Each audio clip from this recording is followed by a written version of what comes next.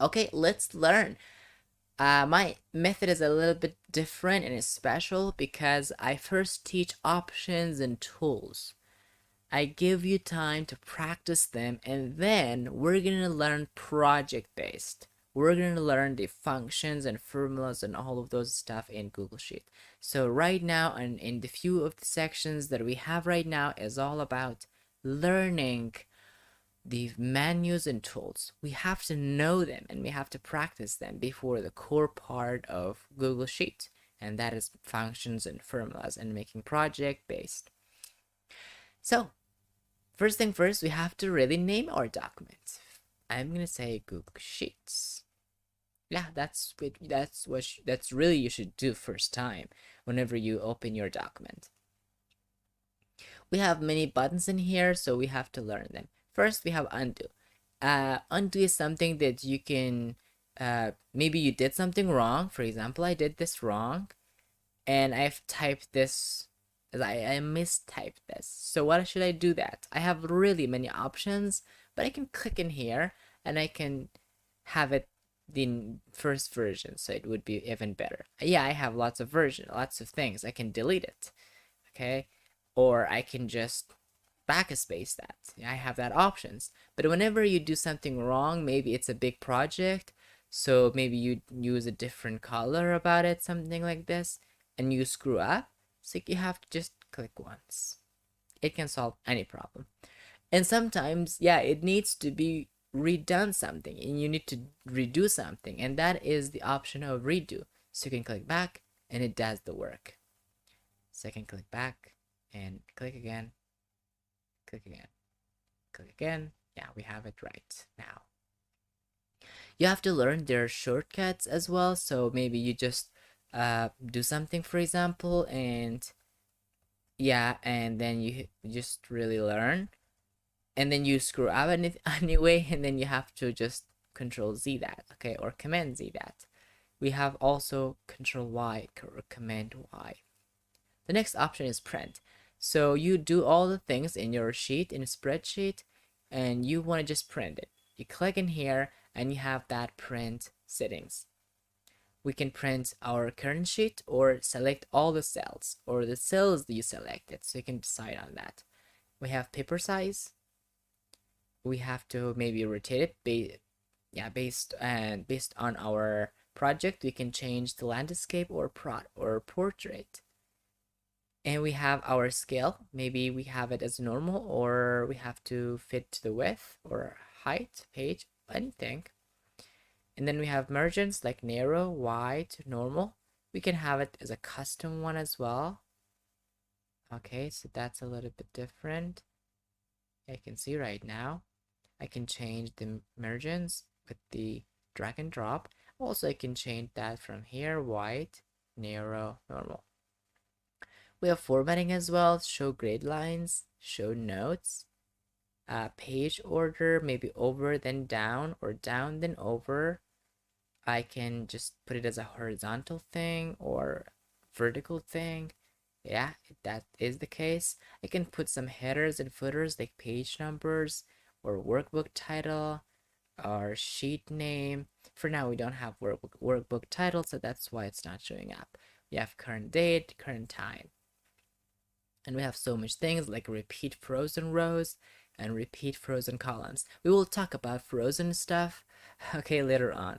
So that's the basic stuff with the printing. It's very easy, and it's the like other print option you have already learned with the basic applications, maybe in Windows or Mac OS X. It's very not different. We have one special thing, and that's paint format.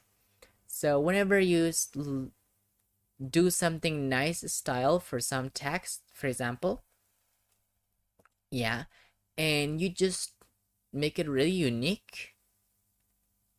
Okay, so let me just make this one really unique. Oh, not this one, not this one, not this one. To the center. Yeah, for example, this one really is nice, okay, for into my eyes. I just typed another Google. I just want to have this same format to this one. So I can click once and click in here. And here's the trick. And if you have lots of things, for example, Microsoft, for example, Uber, or any things, you want to just copy this style many times. So you have to double click on that. You have to double click it, and you have to click again, click again. Yeah.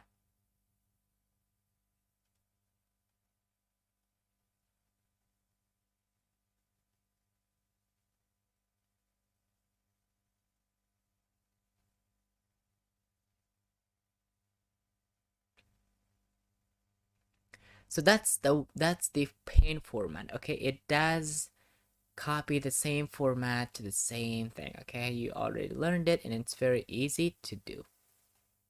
We have zoom button. We can zoom to 150%, 200%, or any color, any size we want it. Maybe this one, or maybe this one. So it depends on your decision. And then we can change format as a currency. These are all about the formulas and functions things. So format as a currency. So whenever you type some number in here, and you can see right now it's a simple number. So I can change this to any currency I want it. You can see right now, I changed to the dollar sign. I can change this as a percent.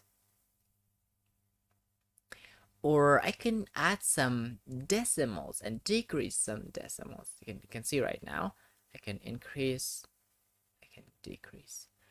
Or I can have more format on, like scientific, accounting, financial, currency, date, time, date and time, duration, or even custom, okay? Even custom date and time, even custom number format. So it depends on your choice. And finally, we have fonts, so we can decide on fonts. So let's pick up a nice fonts for Google. Oh, it was Arial before. You can see right now the change. I'm gonna make it a little bit bigger so you can see that. Yeah, look nice. Anyway, I can change the size from here. It's very easy.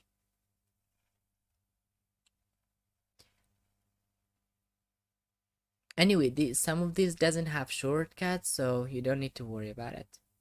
We have bold, italic, and strict throw, and also text color with it. So I can make anything I wanted like this. So it depends on you in text colors and all of stuff. I can also fill the color with.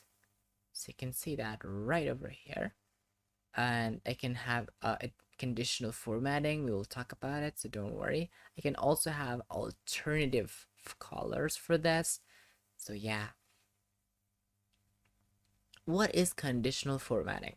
Whenever you click, it has many things, okay? It has single color or color scale. For example, I say whenever this range, okay, this is called range, okay? Any range you want it. For example, this range. Hit okay.